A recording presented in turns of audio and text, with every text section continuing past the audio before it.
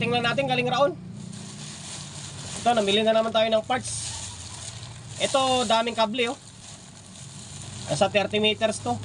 Order to sa atin na gawing mga snake cable. Germany siya oh. Germany, Broadway brand. Tapos pakita ko sa inyo yung mga pinamili ko.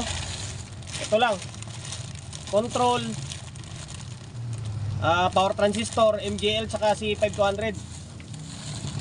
Ito, doon ko nabili ito sa Bindex. Ito naman sa ibang store na to. Ito, mga gagamitin natin pang testing dito. RCA, tapos phone jack. Ito naman, mga XLR, starting capacitor. Ito lang pinamimili ko. Pero kulang-kulang 6,000 na to. Ito naman, mga resistor naman to. Yan, sa Dico naman ako kumukuha. Yun lang.